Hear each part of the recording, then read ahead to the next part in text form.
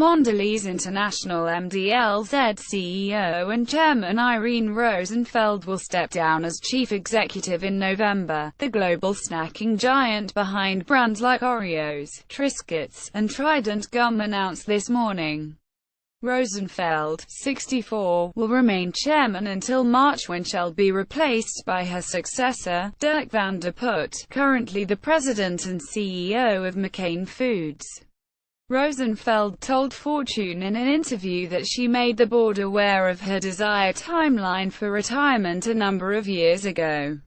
"I care deeply about the company," she said, "and I wasn't ready to retire until we found the right successor." She noted that the search was a multi-year process that considered both internal and external candidates.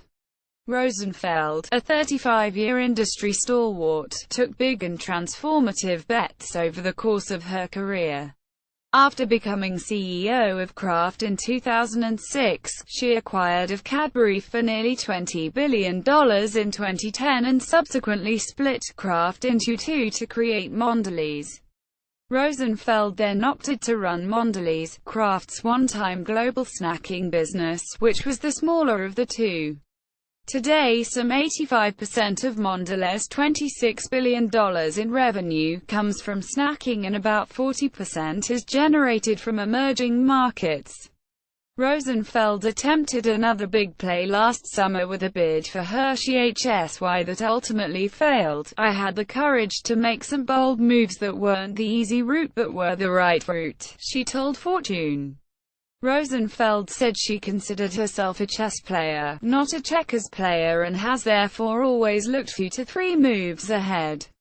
"That's always served us exceptionally well," she added. Rosenfeld departs amid a tumultuous time for the food world. At a conference in February, she called it one of the most volatile and uncertain that I've seen in my 35 years in the industry. She has contended with activist investors including Bill Ackman and Nelson Peltz, commodity and currency swings, and geopolitical turmoil. Like the rest of its big food brethren, Mondelez is facing what Rosenfeld called a broad slowdown across all food and beverage categories in North America, in part caused by a consumer migration to smaller health-focused brands. Mondelez stock is down about 2% year-to-date versus a nearly 11% increase for the SP. Rosenfeld called her successor, Van der Put, an ambidextrous leader, who before joining McCain Foods, a privately held $7.3 billion Canadian company that's the leader in frozen French fries, worked at Novartis, Danone, Mars, and Coca-Cola. She said the board had been impressed with his ability to grow both the top and bottom line, particularly in categories that were a little bit more challenged. "French fries, as you can imagine, are not necessarily an on-trend category," she said. But during his tenure at McCain, Van der Put grew net sales 50% and EBITDA double digits for each of the past 6 years. "The challenge for Dirk is to unleash the growth potential of this company," she said. Rosenfeld detailed how the consumer has shifted at an unbelievably rapid pace toward health and wellness while simultaneously becoming more starved for time in a digital world that is increasingly bifurcated by income. "These are significant trends that have changed so dramatically over the course of my career," she said. The retail landscape has also evolved significantly with the expansion of convenience stores, discounters like Lidl and Aldi entering the US, and the explosion of e-commerce.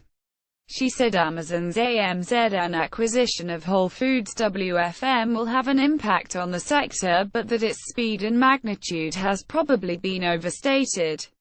"It's a testament to the fact that consumers are shopping in a variety of channels," she said.